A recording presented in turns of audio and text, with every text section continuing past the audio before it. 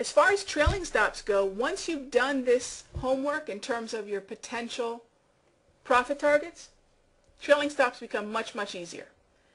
Let me tell you about the way I like to manage a trade. And we'll talk about it from the point of the entry to the point of the exit. Okay? So I'm going to leave these lines here because those are my profit targets. Okay? Let's put in our entry. I'm going to go ahead and put that entry line in as a red because we shorted there, right? So that red line is going to be our short sell. We talked about alternatives for our stop loss. So the first we're going to do is actually put in our point of validity, which I mentioned was 3506 to 3505, that area. Why was it up there? Because my top line of the wave was at 01 at the time. I can see here it's at 96. So I have my top line of the wave at 96. I've got 3600. So 3605 is fine. I want to be just beyond that ceiling. So if my ceiling is in that 3600 level, 3 to 5 pips above.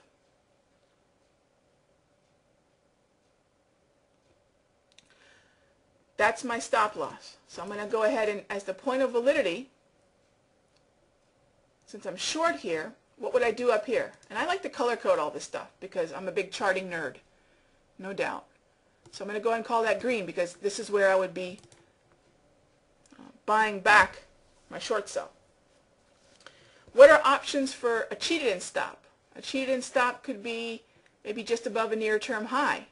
This near-term high was 35.84, so I could put in maybe a cheated-in stop at 35.89.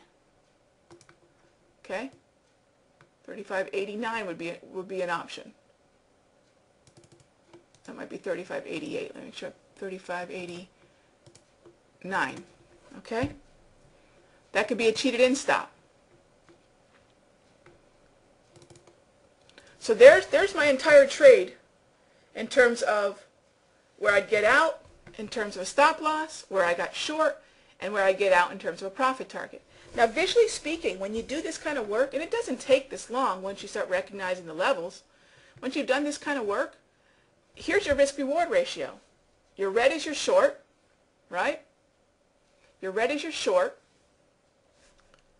Your top green was your point of validity. This next green down was if I acknowledge that the point of validity might be too rich for my blood, but I'd still like to take a chance and possibly take the trade.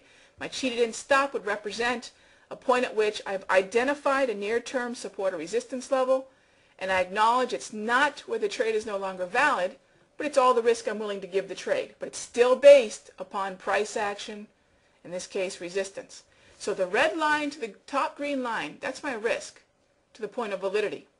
My red line to the middle green line here, this lower green line, is my entry to my cheated-in stop. But the top green line is really what we'd always like to shoot for. That's our point of validity again, okay? So red to top green is risk. Red to first yellow is reward. Just visually speaking, do I have a 1-to-1 here? Yeah, probably a little bit better than a 1-to-1. Most trades, you're going to risk 1 to make 1 of whatever. Most realistic risk-reward ratios are a 1-to-1 risk-reward ratio. Here I'm a little bit better. Just look at the distance between the red top green, red to first yellow. Now, if the trade begins to continue to go in our favor, fantastic. I've got these other yellows acting as more profit targets. Now, what about trailing stops? Well, the way I trail stops, if I haven't used fixed pips or percentages yet, I'm certainly not going to start now. If I know where my obstacles are on the chart, based upon past price action, based upon these sentiment shifts, based upon where buyers have told me they want to support, and based upon where sellers have told me they're willing to put the resistance in, I'm going to utilize that. Those are the breadcrumbs I'm talking about. Okay? So now what I want to do is begin to think about what if, and we haven't yet, okay, we're actually bouncing, but what if I can break 35.35? What if I actually get in that wonderful scenario of being able to trail a stop? I will use the past levels as my trailing stop. So if I get, right now I've hit that first profit target, and now I'm bouncing. I'm back into no man's land. No man's land is that area basically now where I've taken out a profit, but now it's just kind of moving against me. So I'm giving back the house's money, so to speak. I'm giving back, if I realized a profit, I'm giving some of that back. I don't know what your action would have been at this point, but if you did take a portion of your position off the table here, okay, now you're just risking the gains that you just made. This, of course, is dependent upon your position size, because obviously you're not in the negative yet because you're still below your short entry, but you're giving back some of your gains. Everyone follow? So now what I want to do is ask myself, well, at what point do I want to take this trade off the table? Because obviously I hit a profit target. I might still have some of my position on the table. I don't want to break the cardinal rule of letting a winner turn into a loser, because once this price action hit my first profit target, it is officially a winner. You want to know when a winner is a winner? When it hits your first profit target. So this trade is officially a quote-unquote winner in that understanding of don't let a winner turn into a loser. If at this point I start to take on heat, in other words, if I'm willing to hold this trade past my entry, I'm letting a winner turn into a loser, aren't I? Makes no sense. In my opinion, it makes no sense. So at the point where I've hit this area where I can realize at least a portion of my overall position, take a little bit off the table, I'm going to basically give this trade to my entry plus 5, and then I'm out. So if my entry was up here, red line, I'll go ahead and give it plus 5, and I'm out. So 35.85. I don't want to let a winner turn into a loser. I'm willing to give it a little bit more than, a little bit, about 5 pips of wiggle room up at my entry area, okay, which should be resistance again if we actually get up there. But I'm not going to let it ride up to my stop loss. Why would I want to do that? It was already a winner. Does everyone follow me there? Okay? It's not as if we never reached the profit target, the initial profit target. We did. Okay? If we had not, it's a different conversation. But again, you want to know how people define that saying. There's so many great sayings in the trading world, but so many of them talk about the mechanics of what it means. That saying of don't let a winner turn into a loser, that to me is what it means. If I had a trade that hit initial profit target, I'm not going to give it to my stop loss. Okay?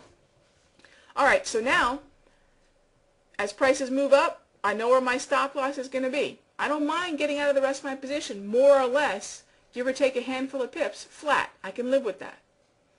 Okay? If for whatever reason prices can resume the downtrend, if I get below 35.35 and I reach 35.20, my trailing stop goes to 35.35 plus 3 to 5 pips. Again, if for whatever reason prices resume the downtrend and break this near-term support where we bounced, I mean, hello, we've done it a few times, right? Is anyone shocked by this in the near term? I'm not.